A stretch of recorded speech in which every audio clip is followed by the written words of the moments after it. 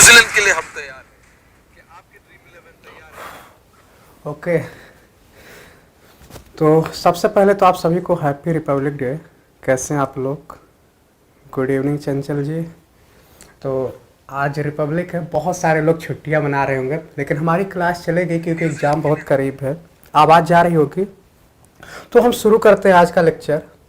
क्या मुझे बता सकता है कोई कि रिपब्लिक डे क्यों मनाते हैं? मैंने बहुत बार बताया है, अगर आपको पता हो तो आप कमेंट बॉक्स में जल्दी बताओ।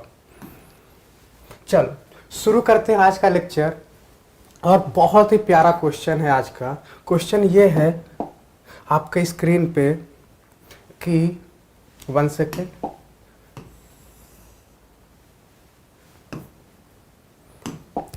जो पार्टीशन ऑफ बंगाल हुआ था, आप सभी को पता है पार्टीशन ऑफ बंगाल के बारे में। पार्टीशन ऑफ बंगाल हुआ था 1905 में, ठीक।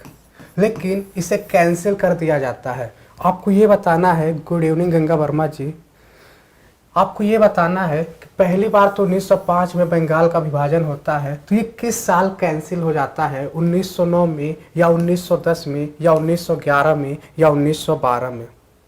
ओके। चंचल जी ने बताया कि संविधान लागू हुआ था, एकदम सही आंसर है।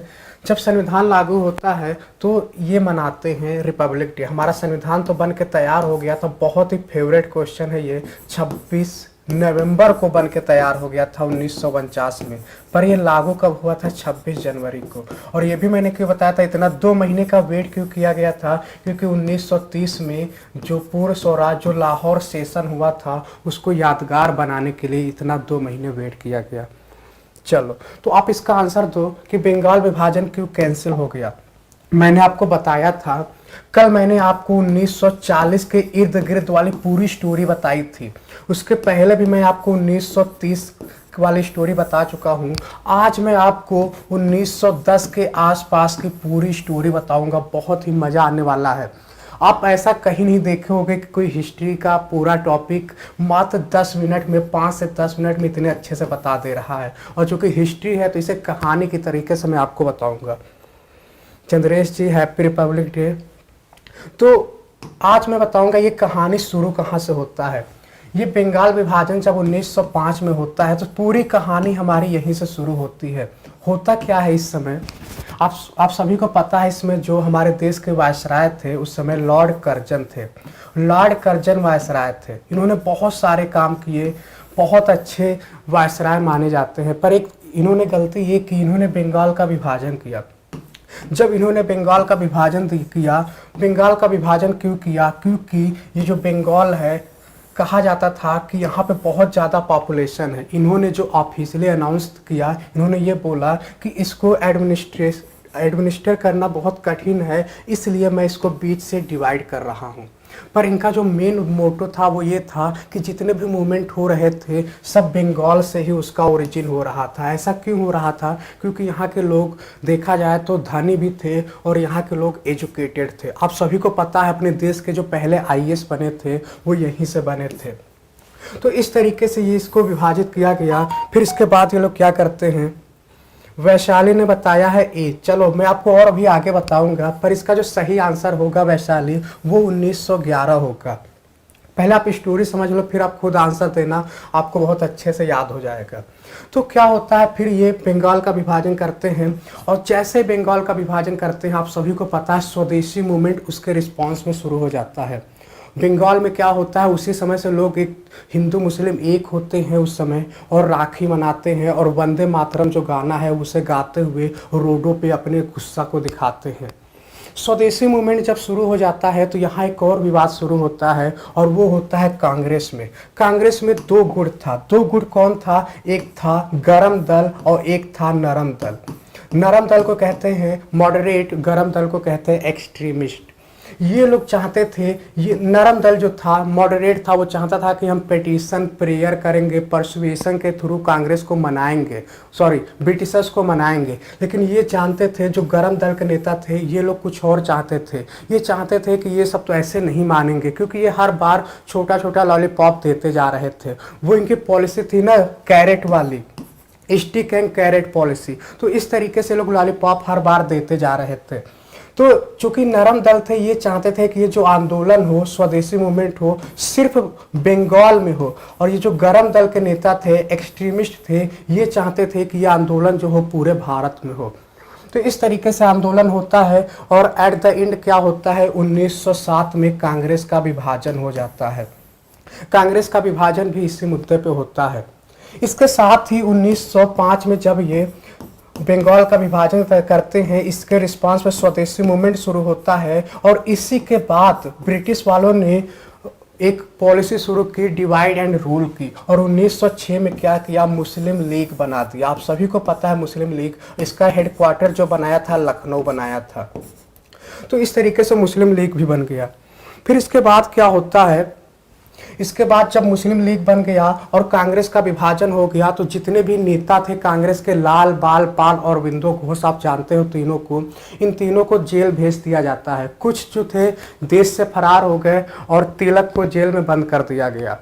तो यहाँ से देखा जाए तो जो गरम दल के नेता थे ये शांत हो गए, यही मेन उसमें थे। और जो मॉडरेट थे वो अपना जिस तरीके से कर पा रहे थे कर रहे थे। फिर फाइनली क्या होता है, 1909 का एक्ट आता है और इसे कहते हैं मॉर्ले मिंटो रिफॉर्म कहते हैं। और मॉर्ले मिंटो रिफॉर्म में इंपॉर्टेंट कुछ पॉइंट है जो आपको बता दूं। यहीं से पहले बार मुस्लिम को कम्युनल अवार्ड दिया गया, सेपरेट इलेक्टोरेट दिया गया।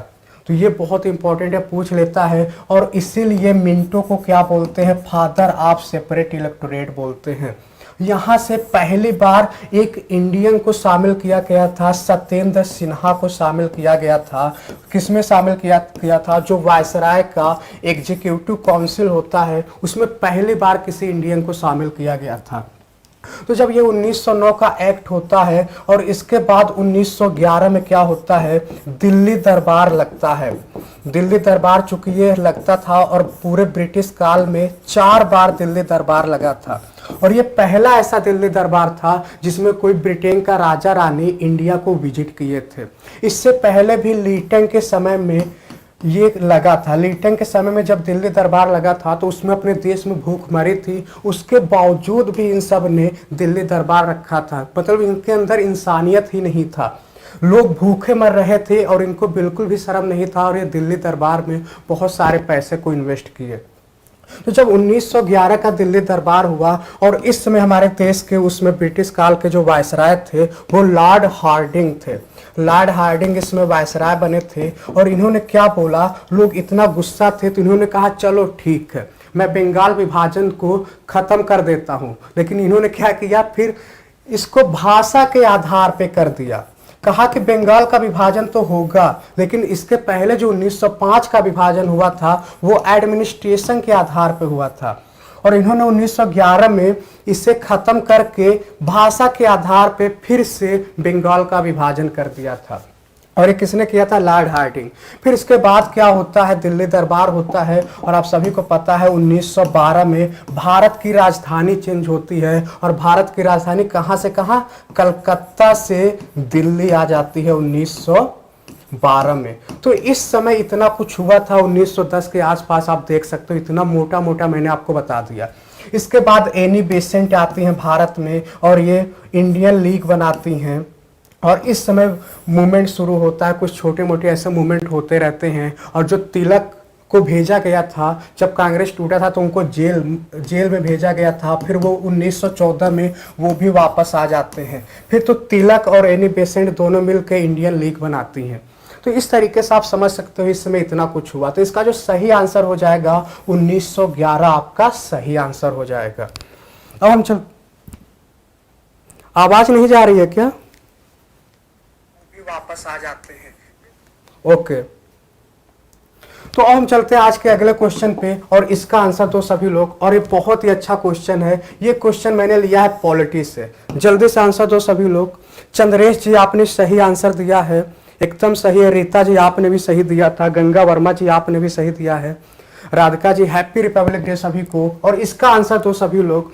अगर क्वेश्चन ये है कि भारत के उपराष्ट्रपति को हटाना किसके द्वारा शुरू किया जा सकता है, मैंने आपको बताया था अगर प्रेसिडेंट को हटाना हो तो प्रेसिडेंट को आप कहीं से भी बिल पास कर सकते हो, आप लोकसभा से भी इनको हटा सकते हो, राज्यसभा से भी हटाने का प्रोसेस शुरू किया जा सकता है। लेकिन अगर वाइस प्रेसिडेंट को हटाना हो तो आप प्रोसेस कहां से शुरू करोगे, कहीं एक से शुरू करोगे? जल्दी से आप लोग कमेंट बॉक्स में आंसर दो। चंचल जी ने बी दिया है राज्यसभा ओनली, और एकदम सही आंसर है। सभी लोग इनके लिए तालियां बजा दो, बहुत ही अच्छा आंसर दिया है, आपने एकदम सही आंसर दिया है। ओके, तो इसका सही आंसर जो होगा राज्यसभा ओनली होगा। क्यों होगा आपको मैं बता दूं, जो प्रेसिडेंट वाइस प्रेसिडेंट होता है ये राज्यसभा का चेयरमैन होता है, इसीलिए अगर इसको हटाना है तो आपको राज्यसभा में स्पेशल मेजोरिटी से पास करना होगा। स्पेशल मेजोरिटी क्या होता है? 2/3+1। और फिर इसे लोकसभा में जब राज्यसभा में पास हो जाएगा तो फिर ये बिल लोकसभा आएगा और यहाँ पे आप सिंपल मेजॉरिटी से बिल को पास करोगे। अगर देखा जाए तो 3 तरीके से पास करना होता है, एक 2/3 होता है, एक सिंपल मेजॉरिटी होता है, और एक होता है 2/3 प्लस 50% जो स्टेट होते हैं उनका भी रेटिफिकेशन लिया जाता है। और क्यों? जब कोई ऐसी चीजें आप चेंज करते हो जो यूनियन लिस्ट में होता है उसके लिए। चलो अब हम चलते हैं आज के अगले क्वेश्चन पे। इसका आंसर दो सभी लोग, और ये क्वेश्चन मैंने लिया है ज्योग्राफी से। बहुत ही अच्छा, बहुत ही इंपॉर्टेंट क्वेश्चन है। ये क्वेश्चन मैंने क्यों दिया है, अभी रिसेंट में परसों एक एग्जाम हुआ है ओलंपियाड का। ओलंपियाड के एग्जाम में ये क्वेश्चन आया था तो मैंने सोचा आपको मैं देता हूं। जल्दी से आंसर दो सभी लोग। नितेश गुड इवनिंग, जल्दी से आंसर दो सभी लोग। संसद, वैशाली जी एक बार लेफ्ट हो, ओके, जल्दी से आंसर दो सभी लोग। आपको ये बताना है कि भाखड़ा नांगल बांध जो है किस नदी पर है। बहुत ही अच्छा क्वेश्चन है, जल्दी से आंसर दो आप लोग। इसको मैं एक ट्रिक से बताऊंगा, आपको याद हो जाएगा। जल्दी से आंसर दो सभी लोग। ये जो बांध है किस नदी पे है? नर्मदा पे है, गोदावरी पे है, महानदी पे है, या सतलुज नदी पे है? जल्दी से आंसर। नर्मदा नदी आपने बताया है, रीता जी ने नर्मदा बताया है, और वैशाली ने महानदी बताया है, चंचल ने भी महानदी बताया है। पर आपको बता दूं इसका जो सही आंसर होगा वो होगा सतलज नदी। हल्का सा आप दिमाग लगाओ, देखो आप देखो नाम देखो इसका, भाखड़ा नांगल बांध। ये क्या है? सरदारों से मैच हो रहा है ना, वो डांस करते हैं तो कौन सा? वो वाला डांस करते हैं। तो आप इसको हल्का सा कनेक्ट करो तो सरदार कहाँ रहते हैं? पंजाब में रहते हैं, पंजाब में रहते हैं ना। आप देखो नर्मदा नदी जो है ये मध्य प्रदेश में बहता है, तो ये तो पंजाब में नहीं है। गोदावरी नदी जो है, महानदी, गोदावरी जो है महाराष्ट्र से बहते हुए अरेबियन सी में गिरता, तो ये भी नहीं होगा। महानदी भी अरेबियन सी में गिर जाता है और ये छत्तीसगढ़ से निकलते हुए। सतलुज नदी एक ऐसा नदी है जो पंजाब में बहता है, तो आप इसको इस ट्रिक से याद कर लो। मैंने तो ऐसे ही याद किया और मुझे हमेशा याद रहता है। ये जो है अगर आप इसको कनेक्ट कर सकते हो सरदारों से, और सरदार जो होते हैं पंजाब में रहते हैं, और पंजाब में सिर्फ एक ही नदी है, ये सतलुज नदी। चलो तो हम चलते हैं करंट अफेयर के अगले क्वेश्चन पे। और एक चीज और बता दूं, कुछ और इंपॉर्टेंट बांध के बारे में आपको मैं बता देता हूं। आपके स्क्रीन पे दिख रहा होगा, ये देख लो आप, ये आपका बांध यहाँ पे है सरदार सरोवर डैम। सरदार सरोवर डैम बहुत इंपॉर्टेंट है, ये नर्मदा नदी पे है। ये देख लो नर्मदा नदी यहाँ पे है, यहाँ पे सरदार सरोवर डैम है, और यहाँ पे एक स्टेचू भी बना है। आप सभी लोग जानते हो statue of unity Sardar Vallabh भाई पटेल का। इसके बाद एक डैम है मेट्टूर डैम, और ये कावेरी नदी पे बना हुआ है। और हीराकुंड डैम महानदी बहुत इंपॉर्टेंट है, हीराकुंड डैम जो है ये महानदी पे बना हुआ है। तो ये 4 डैम बहुत ज्यादा इंपॉर्टेंट है। सरदार सरोवर डैम नर्मदा नदी पे, हीराकुंड डैम महानदी पे, भाखड़ा नांगल डैम सतलुज नदी पे, और मेट्टूर डैम जो है ये कावेरी नदी पे है। रट लो आप लोग। चलो अब हम चलते हैं आज के अगले क्वेश्चन पे, और ये क्वेश्चन है इकोनॉमी से। मैंने आपको ट्रिक भी बताया है, तो ये आंसर आपको गलत नहीं करना है किसी भी कीमत पे। आपको ये बताना है कि इसमें से कौन एक रबी फसल नहीं है, कौन इसमें से एक रबी फसल नहीं है। जल्दी से आंसर दो सभी लोग। आपके ऑप्शन है सरसों, मक्का, मटर, गेहूं, जौ। कौन इसमें से एक रबी फसल नहीं है? जी चंचल, आप कभी नहीं भूलोगे। मैं बता दूं, मैं 2 साल पहले ट्रिक बनाया था और मैं कभी भी कंफ्यूज नहीं होता हूं। हीराकुंड डैम महानदी पे। तो इस तरीके से हीरा को भी आप ऐसे याद कर सकते हो। हीरा, हीरा क्या होता है? बहुत ही कीमती चीज होता है। और हीरा जब कीमती चीज होता है तो कौन उसे यूज करेगा? जो महान लोग हैं, महान लोग ही हीराकुंड डैम को हीरा को यूज करते हैं। तो इस तरीके से आप हीरा को इससे याद कर सकते हो, महानदी से कनेक्ट कर सकते हो। और इसके बाद जो मैंने सरदार सरोवर डैम बताया था नर्मदा नदी पे, तो नर्मदा नदी कहाँ बहता? मध्य प्रदेश से होते हुए गुजरात होते हुए वो अरेबियन सी में गिर जाता है। और वहां पे कौन है? सरदार वल्लभ भाई पटेल जी का मूर्ति बना है। तो आप इससे इसको कनेक्ट कर सकते हो। आप चीजों को जितना कनेक्ट करोगे ना, आप कभी नहीं भूलोगे। मुझे हिस्ट्री की हर एक डेट कैसे याद होती है, मैं उसे कनेक्ट करके याद करता हूं। चलो इसका आंसर दो सभी लोग। कौन इसमें से रवि क्राफ्ट नहीं है? और सभी ने आंसर दिया है। चंचल जी ने बी बताया है, मेज। एकदम सही आंसर है। और सबसे पहले आपने आंसर दिया एकदम सही, तालियां हो जाए आपके लिए। सभी का सही आंसर है। गंगा वर्मा जी, चंद्रेश जी, रीता जी, सभी ने सही आंसर दिया है। और मैं आपको ट्रिक हल्का सा एक बार और बताऊंगा। मैंने जो रवि क्राफ्ट का ट्रिक बताया था वो था, आज सच में राई में गेम खेला। रवि ने आज सच में राई में गेम खेला। खरीफ क्राफ्ट का ट्रिक बताया था, अरे गधा बाजा मत बजा। और मैंने कमर्शियल क्रॉप जो होते हैं, कैश क्रॉप होते हैं, उनके लिए मैंने ट्रिक बनाया है, कागज में तंबाकू। चलो अब आते हैं आज के अगले क्वेश्चन पे। और ये मैंने लिया है इन्वायरमेंट से।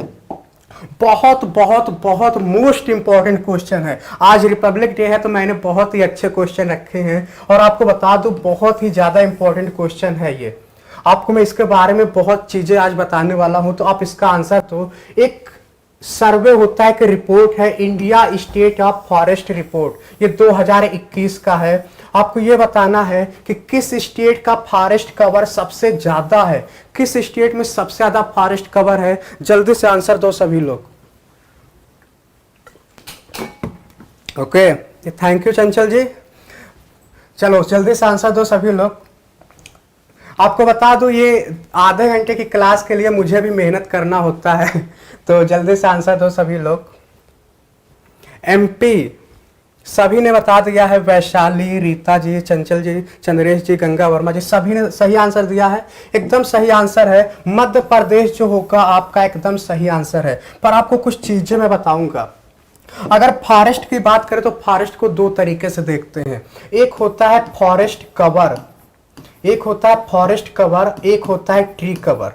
ठीक, क्वेश्चन दो तरीके से पूछेगा। पहला तो क्वेश्चन ये पूछेगा, एरिया के अकॉर्डिंग सबसे ज्यादा फॉरेस्ट किस स्टेट में है? तो एरिया के हिसाब से तो मध्य प्रदेश में सबसे अधिक फॉरेस्ट है।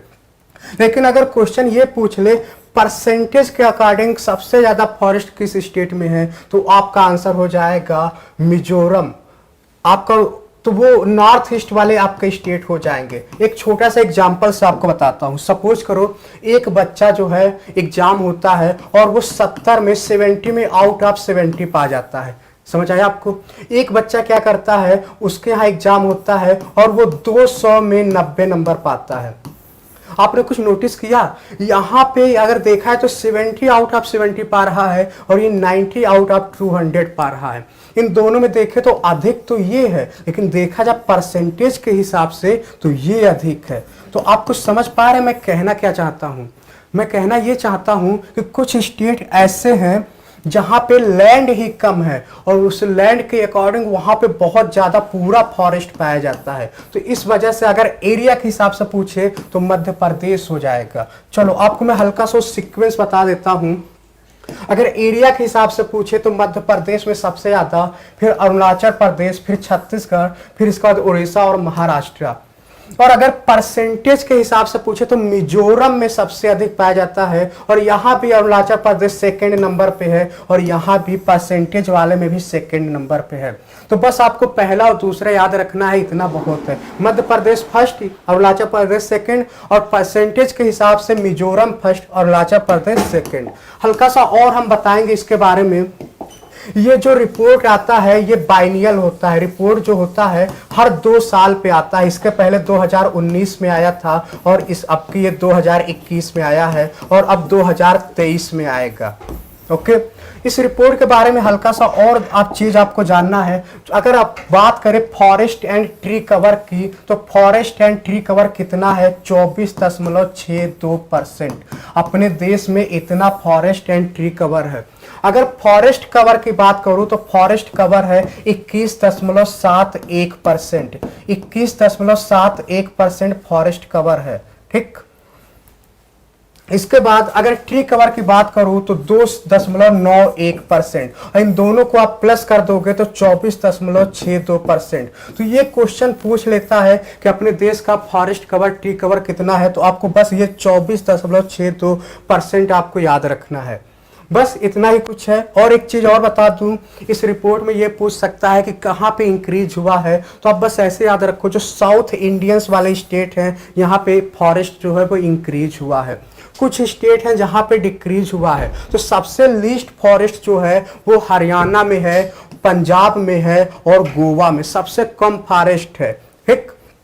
तो अब हम चलते हैं आज के अगले क्वेश्चन पे, और हमारा यहां से शुरू होगा current affair. Sanjay Vishwakarma ji, good evening. Chandresh जी ने एकदम सही बताया, मिजोरम मध्य प्रदेश। इसका आंसर दो सभी लोग।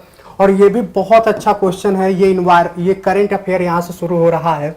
अभी एक लॉन्गेस्ट डैम बनाया जा रहा है, वो फाल्गु नदी पे बन रहा है। और एक कैसा डैम है? रबर डैम है। और ये कहाँ पे है? गया जी डैम जो है ये बनाया जा रहा है। आपको ये बताना है किस स्टेट में बनाया जा रहा है। आपके ऑप्शन है बिहार, उत्तर प्रदेश, अरुणाचल प्रदेश या मध्य प्रदेश। जल्दी से आंसर दो सभी लोग। ये डैम जो है फाल्गु नदी, अगर आपको पता होगा फाल्गु नदी कहाँ है, और अगर आप गौतम बुद्धा को जानते हो तो आप इसका आंसर दे सकते हो। और आपको बहुत सारे इस क्वेश्चन में इतने हिंट हैं कि अगर आप सोचो, हल्का सा भी दिमाग लगाए, तो आप इसका आंसर दे सकते हो। रीता जी ने सबसे पहले आंसर दिया है और इन्होंने बिहार दिया है। अब देखना यह कि बाकी लोग कैसे दे पाते हैं। सपोज करो आपका माइंड एकदम ब्लैंक है, फिर भी आप इसका आंसर दे सकते हो। ओके, वैशाली जी ने बिहार बोला है। चंचल शर्मा जी ने ए, हाँ एकदम सही आंसर है। देखो पहला मैं आपको बताता हूं, यहाँ पे गया जी डैम है, और गया कहाँ पे है? बिहार में है। फाल्गु रिवर जो है हिंदू और जो बुद्धिस्ट उनके लिए पवित्र नदी माना जाता है। तो ये जो है इसका सही आंसर हो जाएगा, ये बिहार हो जाएगा। चलो अब चलते हैं करंट अफेयर के अगले क्वेश्चन पे। और यहाँ पे ये क्यों इंपॉर्टेंट है? यहाँ एक बहुत ही इंपॉर्टेंट मंदिर है, और विष्णुपाद मंदिर जो है ये फाल्गु नदी पे बनाया गया है। और फाल्गु नदी का एक और नाम है जिसे एंशिएंट इंडिया में बोलते थे, वो निरंजना रिवर है। निरंजना रिवर इसका सेकंड नाम है। बहुत ही इंपॉर्टेंट है ये। चलो करंट अफेयर का 7वां क्वेश्चन है, बहुत ही अच्छा क्वेश्चन ये भी है। इसका आंसर दो सभी लोग। अभी रिसेंट में क्या हुआ है, जो हमारे देश के प्रेसिडेंट हैं द्रौपदी मुर्मू जी, इन्होंने एक स्कीम लॉन्च किया, प्रधानमंत्री टीबी मुक्त अभियान। इनका टारगेट है कि अपने देश से टीबी को खत्म करना है। आपको ये बताना है कि कब तक का टारगेट है, 2024, 2025, 2030 या 2023। फाल्गुनी सांग, ओके, हाँ उससे भी आप कर सकते हो। आप जैसे भी याद करना चाहो कर सकते हो, बस आपको याद करना है। तो इसका आंसर दो सभी लोग। कब तक टीबी को खत्म करना है? इस तरीके का क्वेश्चन बहुत पूछता है, जैसे जिसमें गवर्नमेंट का टारगेट होता है 2025, 2030, 2050। तो इस तरीके से क्वेश्चन पूछता रहता है। तो इसका आंसर तो 2024 चंचल जी ने बताया, रीता जी ने 2030, वैशाली ने 2030। पर कोई बात नहीं, इसका जो सही आंसर होगा वो होगा 2025। आप सभी को पता है टीबी कैसा बीमारी है। टीबी एक तरीके से बैक्टीरियल बीमारी है, और इसमें जो हमारा लंग होता है वो इन्फेक्ट होता है इसमें। चलो करंट अफेयर के अगले क्वेश्चन पे चलते हैं। इसमें मैं कुछ आपको बताऊंगा, इसलिए क्वेश्चन आपके लिए इंपॉर्टेंट हो जाता है। और अभी एक रिसेंट एग्जाम हुआ था, उसमें ये क्वेश्चन पूछा गया था, इसलिए मैंने जानबूझ के इस क्वेश्चन को रखा है। क्वेश्चन ये पूछेगा, अभी तो आपको ये बताना है कि जो 2+2 मिनिस्टीरियल मीटिंग हुआ है इंडिया और जापान के बीच में, ये कहां पर हुआ है? आपके ऑप्शन है Osaka, new Delhi, Tokyo and Ahmedabad. जल्दी से आंसर दो सभी लोग। चंद्रेश जी ने 2025 बताया है, एकदम सही। आपका आंसर सही ही रहता है ऑलमोस्ट। चलिए बाकी लोग भी आंसर दो, जल्दी से आंसर दो। आपको ये बताना है कि 2+2 मिनिस्ट्रियल डायलॉग जो है सेकंड वाला कहाँ पे होगा। तब तक मैं आपको इसके बारे में बता दूं, जो क्वेश्चन पूछा भी एक रिसेंट एग्जाम में, उसमें ये पूछता है कि 2+2 इसका नाम क्यों रखा गया है। 2+2 नाम इसलिए रखा गया है कि इसमें दोनों देशों के फॉरेन मिनिस्टर और डिफेंस मिनिस्टर पार्टिसिपेट करते हैं। इसलिए ये मिनिस्टर के नाम पूछ लेता है, फॉरेन मिनिस्टर और डिफेंस मिनिस्टर, या इसी को मिनिस्टर ऑफ एक्सटर्नल अफेयर भी बोलते हैं। तो ये क्वेश्चन पूछ लेता है। और सबसे पहले जो ये शुरू हुआ था अमेरिका के साथ शुरू हुआ था, और ये मीटिंग अब हम जापान के साथ भी कर रहे हैं, तो इसलिए बहुत इंपॉर्टेंट हो जाता है आपके लिए। चंद्रेश जी ने सी बताया है, वैशाली ने बी, चंचल जी ने बी।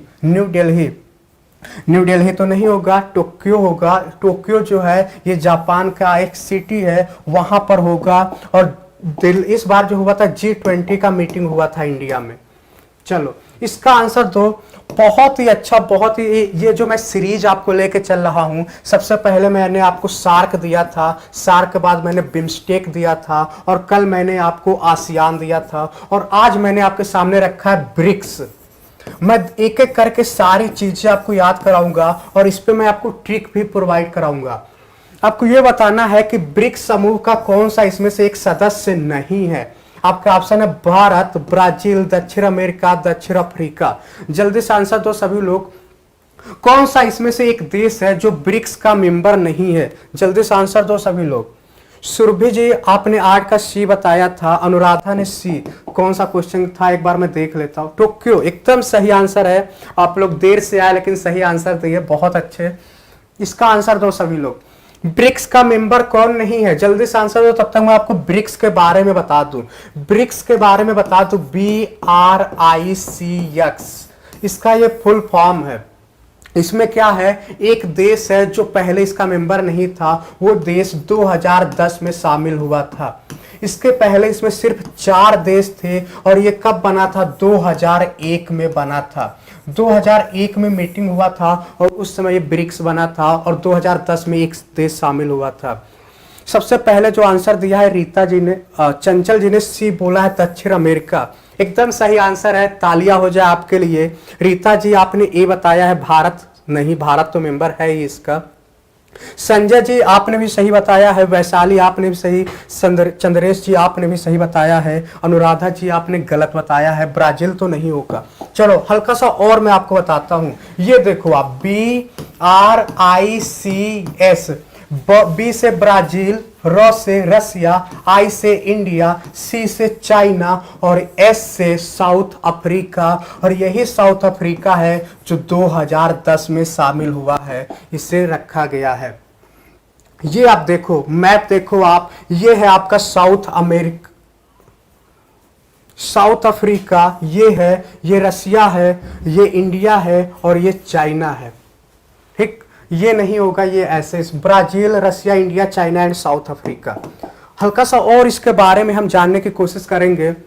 आप ये देख सकते हो 2001 में जो एक इकोनॉमिस्ट थे, उनका नाम था जिम नेल। इन्होंने ये बोला था, ये जी ब्रिक्स शब्द को क्वाइन किया था, मतलब बनाया था, और ये बोला था कि हम आने वाले 2050 तक हम इस देश की ग्लोबल इकोनॉमी बनेंगे हम सब। क्योंकि आप सभी को पता है, भारत हो या जितने भी डेवलपिंग कंट्री होती हैं, वो एक मार्केट का काम करती हैं। मार्केट का मतलब जितनी डेवलप कंट्रीज है वो मार्केट नहीं होती, वो तो अगर देखा जाए तो वो एक तरीके से वो बेचने वाले होते हैं, और उनको मार्केट की ज़रूरत होती है।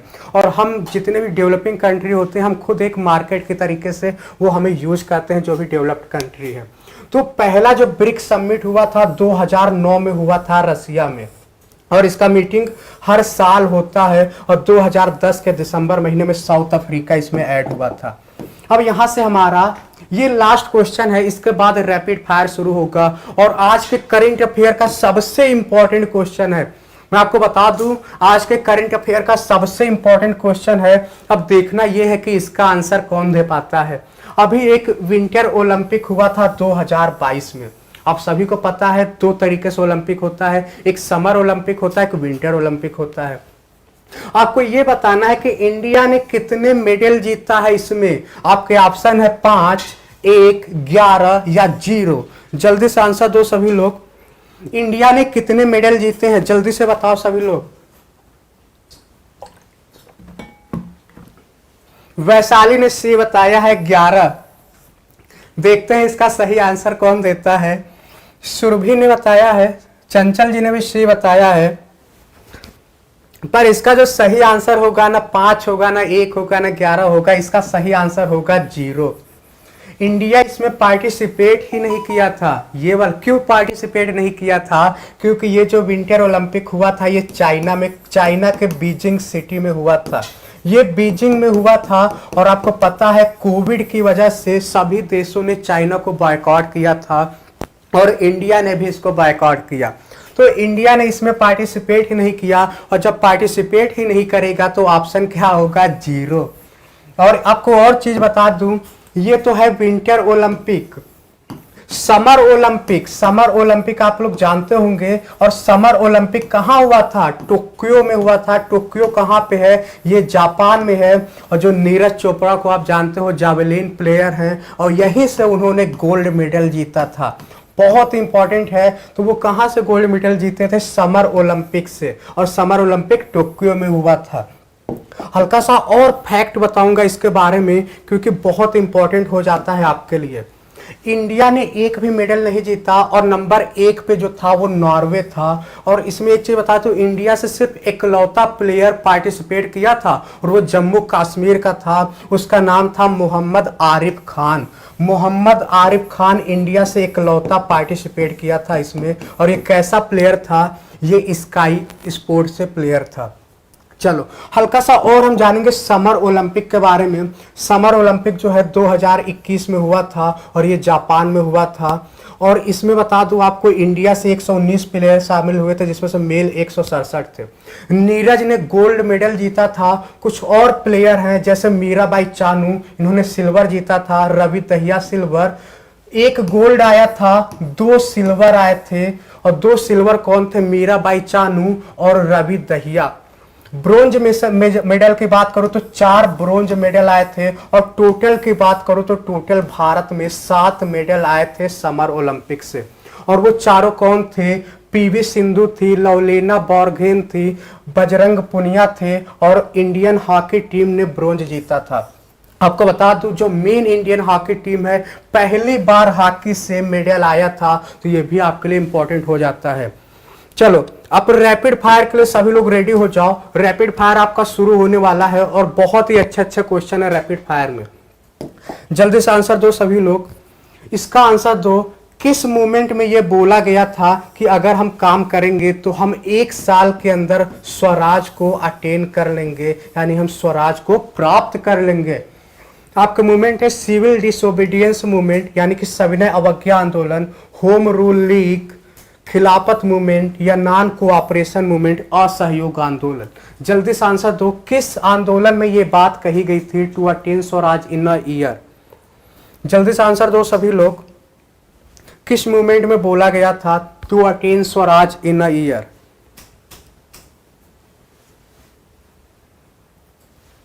इसका जो सही आंसर हो जाएगा, इसका एकदम सही आंसर हो जाएगा चौथा वाला, नॉन कोऑपरेशन मूवमेंट। और गांधी जी ने इसी में बोला था। सभी ने सही आंसर दिया है। संजय जी आपने सही दिया, रीता जी सही है, और संजय जी आपने भी सही दिया है। चलो रैपिड फायर का दूसरा क्वेश्चन है, और ये क्वेश्चन मैंने लिया है ज्योग्राफी से। आपको ये बताना है एस्टेरॉयड जो है ये किन 2 प्लैनेट के बीच में होता है? अर्थ और मार्स, मार्स और जुपिटर, जुपिटर और सैटर्न, सैटर्न एंड यूरेनस।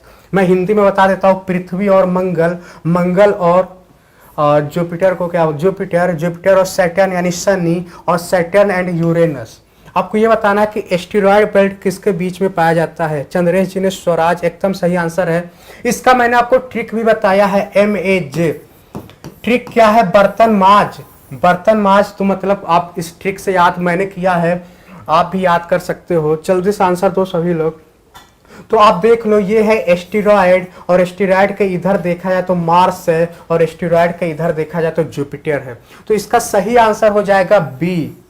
तो एस्टेरॉयड में अगर आप बर्तन मांजते हो तो इस तरीके से, इस ट्रिक से आप इसको याद कर सकते हो। एकदम सही आंसर है। संजय जी आपने सही आंसर दिया है, चंचल आपने भी सही दिया है।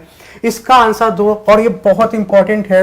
मैंने एक दिन इस क्लास, पॉलिटी के क्लास में मैंने आपको बताया है, इकलौता चीफ जस्टिस ऑफ इंडिया है जो देश का प्रेसिडेंट बना है। आपको बताना है कि वो इंसान कौन है। हरिलाल जे कन्या एम हिदायतुल्लाह, दीपक मिश्रा या MC महाजन? जल्दी से आंसर दो सभी लोग। सभी ने सही आंसर दिया है, इसका आंसर दो सभी लोग। चंचल चंद्रेश जी सही आंसर है। क्वेश्चन नंबर 3 का आंसर दो। इकलौता इंसान है जो देश का प्रेसिडेंट बना है, चीफ जस्टिस ऑफ इंडिया है जो देश के प्रेसिडेंट बने हैं। मैंने आप सभी को बताया भी है, गंगा वर्मा जी मार्स एंड जुपिटर, एकदम सही आंसर है। मैंने आपको बताया भी है कि अगर प्रेसिडेंट की डेथ हो जाती है आकस्मिक, तो वाइस प्रेसिडेंट जो है वो प्रेसिडेंट का काम करता है, और अगर वाइस प्रेसिडेंट की भी डेथ हो जाती है तो उसके बाद जो आते हैं वो चीफ जस्टिस ऑफ इंडिया बनते हैं। आपको नाम बताना है। ओके, रीता जी ने ए बताया है, चंचल जी ने ए बताया है, संजय विश्वकर्मा जी ने ए बताया है, पर इसका सही आंसर होगा एम हिदायतुल्लाह। याद कर लो आप लोग, ये इकलौते इंसान है देश के चीफ जस्टिस ऑफ इंडिया जो प्रेसिडेंट बने थे देश के। इसका आंसर तो सभी लोग HSRA, Hindustan socialist Republic army was founded by Bhagat Singh in which year? जल्दी से आंसर दो सभी लोग। भगत सिंह ने सोशलिस्ट वर्ड ऐड करके इसे कब बनाया था? जल्दी से आंसर दो सभी लोग। गंगा वर्मा जी आपने ए बताया है, सुरभि ने डी बताया था, संजय विश्वकर्मा जी ए। ओके, उसका आंसर सभी ने गलत दिया है, कोई बात नहीं, आप रट लो एम हिदायतुल्लाह। इसका आंसर दो सभी लोग। रैपिड फायर का चौथा क्वेश्चन है, HSRA भगत सिंह ने कब बनाया था? मैंने आपको बताया था, सबसे पहले इसका नाम था HRA था। भगत सिंह ने इसमें सोशलिस्ट ऐड करके कब बनाया था? जल्दी से आंसर दो सभी लोग। तो इसका सही आंसर हो जाएगा 1928, और ये कानपुर में बना था। कानपुर जगह का नाम याद कर लो। इसने दो तीन काम बहुत अच्छे, मतलब दो मूवमेंट भी किए थे। उसका नाम था एक काकोरी, एक इंसिडेंट आप जानते हो, सुरसेन की स्टोरी भी आप जानते हो। चलो इसका आंसर दो आप लोग। कौन ऐसा पीरियड है जो सबसे छोटा पीरियड है? दिल्ली सल्तनत का सबसे छोटा पीरियड किसका है? जल्दी से आंसर दो सभी लोग। 1928। रीता जी आपने सही बताया है। सुरभि आपका भी सही आंसर था। इसका आंसर दो। क्विज नंबर 5 है रैपिड फायर का। आपको ये बताना है दिल्ली सल्तनत का सबसे छोटा पीरियड किसका है? खिलजी का, तुगलक का, सैयद का या लोधी डायनेस्टी का?